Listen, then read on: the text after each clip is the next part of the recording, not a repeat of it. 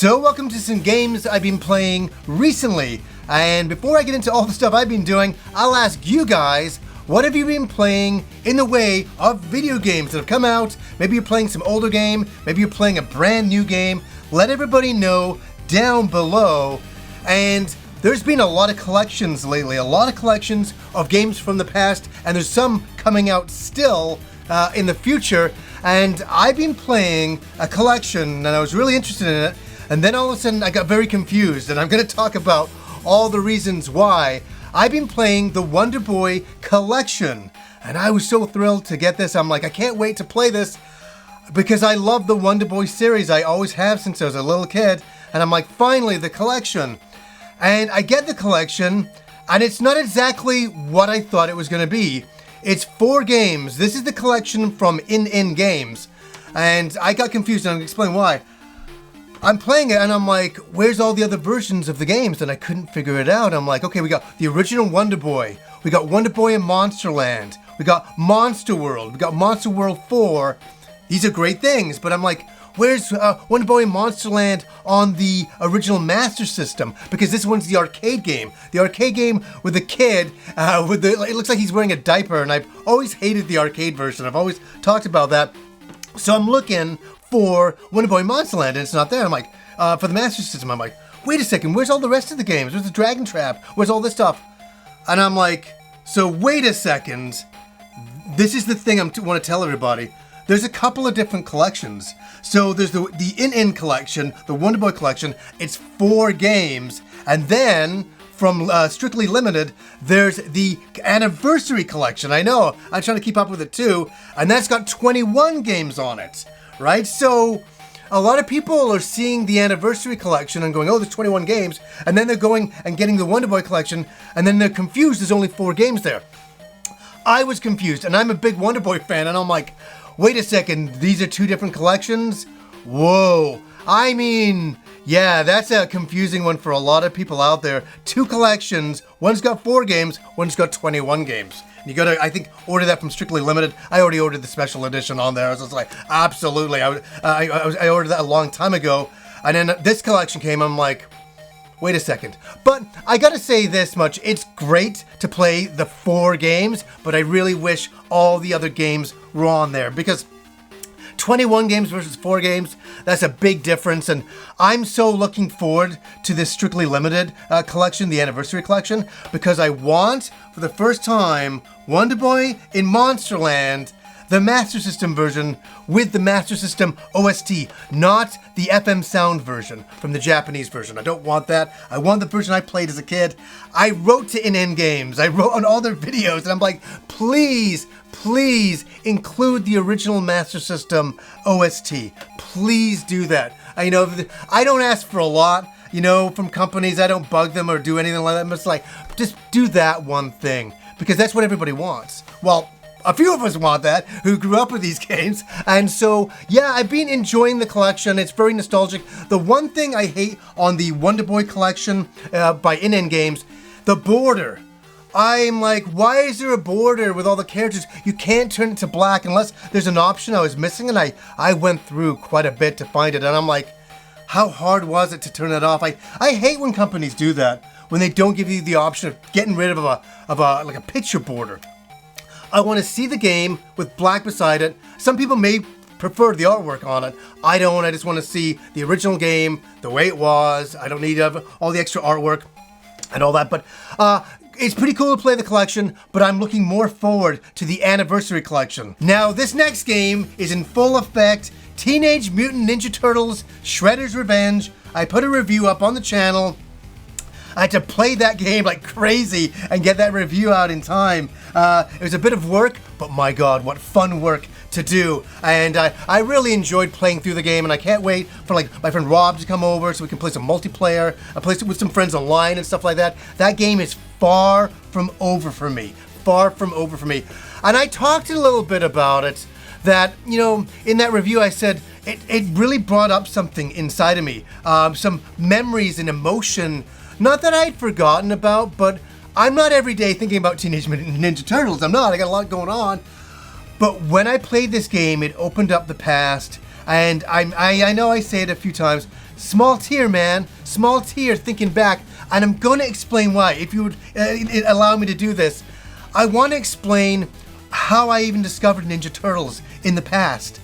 I was 10 years old, 1985, and my mom took me on a bus ride downtown Vancouver. This is before the transit system the way it is now. So we were on an hour bus ride on this adventure to go downtown to go to some comic book shops because I was a huge comic book kid in the 80s, when I was 10 years old, even up to now. But that was a crazy time when there was so many comic book stores, especially in Vancouver. So we got off the bus, right? And we walked downtown Granville Street, it was called.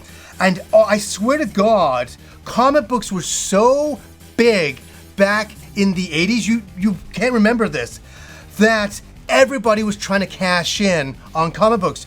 So there'd be like a memorabilia store that would sell like hockey jerseys and things like that and football jerseys. They would have a section for comic books. So we would hit at least 5 different comic book related stores that weren't fully comic book related stores. They sold stuff but had comic books there. I hit like a bunch of those on our way to Golden Age Collectibles. Very big classic comic book store in Vancouver. It's still there to this day. And I walked in 1985 and I'm looking at all the comic books and I'm, I think I would buy maybe around 6 or 7 issues of something. Comic books were a lot cheaper back then too. So $10 would get you far. And so I remember looking up and I'm like, oh, that's cool, this. And then all of a sudden I looked up and I saw something and I didn't understand what it was. I looked up and I'm like, that's a big comic book. They had to put it in its own little stand. And I'm like, oh, that's weird. And it's got a green and black and white cover. It doesn't even have a color cover. I'm like, but it stood out because everything else is color. This was not. And I look up and I'm like, Teenage Mutant Ninja Turtles? My brain kind of went bzzz. I'm like, that's really weird and awesome and incredible. And then I grabbed it. And this is my original copy I bought that day. The original right here. Isn't this crazy? Just the way the turtles used to look. This is the original look for anybody who has forgotten over time. And I just remember, look at this. I'm just going to do it like this. Look at this. It was a very dark comic book. And that's what I loved about Ninja Turtles. And I bought this. I brought it home and I flipped through it. And I just looked at every single page, the artwork. It was all black and white. That was crazy back then. That was crazy. And just these different turtles with their abilities, fighting Shredder and the Foot Clan. Oh man, it was such a fresh idea. And little did I know at that moment it was the beginning of a franchise that would go for a long time afterwards with movies and video games and everything. I had no idea. I just liked the comic book. And I started with issue 4 here. And then I tried to get back. It was hard to get back issues back then. The comic was so popular. It was just selling out. It was a phenomenon. Nobody had ever seen anything like this. I mean, for sure. So that's what got me into Ninja Turtles. Okay? And then, obviously, the cartoon came out and they changed the eyes and all of that. And I really enjoyed that time. But I always liked the dark Ninja Turtle look myself better.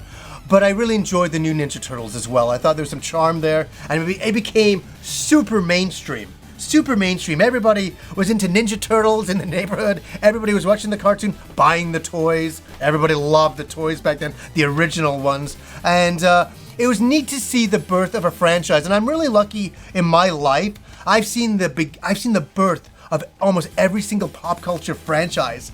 I walked into a comic book, it was a pharmacy one day, and I looked up at the comic book rack, and there was Transformers, the comic book, and I bought it. I was like, oh, this looks cool. Next day, cartoon started, another franchise was born. And G.I. Joe the same, and things like that. So I've been able to see the beginning of these, and to where they've gone to, and I mean, you can't even keep up with it now. Back then you could, but very cool. So that's what the game did for me of TMNT Shredder's Revenge.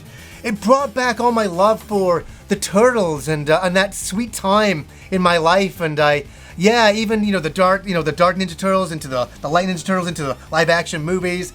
it was an interesting ride, and this game really brought back that emotion. And what do you guys think of the TMNT Shredder's Revenge game? Are you playing it?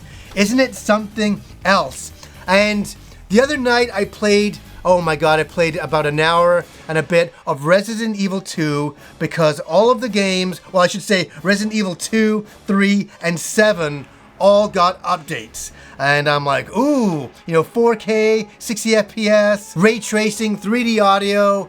I'm like, I've got to go through Resident Evil 2, the remake again, because I really, really like that game so much, and I think it's a perfect game. I do. I keep coming back to it. I think it's really, really good, and yeah, that kind of got me into you know, the excitement of some of the announcements that they've done recently of the DLC for Village. Oh my god, Rose's story, the continuing Rose, and I'm like, that's great because that was kind of at the end of Resident Evil Village, and so we're going to see her story and where it goes, and it seems like it's a bit of a horror story where she meets herself and kind of goes on this adventure, and it's very different. It's not your standard Resident Evil DLC at this point, and that's what makes me excited. It looks like it's doing something a little bit different, and I got really excited when I saw that, and I'm like, October can't come fast enough, and that's when that DLC comes out. And also, you can play as Lady D in Mercenaries mode. Every fanboy, including me, is going to be doing that. I was like, that looks so great. And just being able to play Village in 3/4 back view, oh, that is so great. I'm like looking so forward to that. I'm like, it makes it feel like classic Resident Evil and kind of gets rid of all my complaints about it being first person. So finally we're behind the character. I like that, and I'm like, great, and I'm gonna play through the game again that way 100% and all that. So yeah, anyways, like I've been playing a bunch of games, a lot of collections, and a lot of collections to come. I got some other reviews coming up really, really soon. So I'll ask you guys, what have you been playing recently? Let me know down below. So anyways, guys, until next time.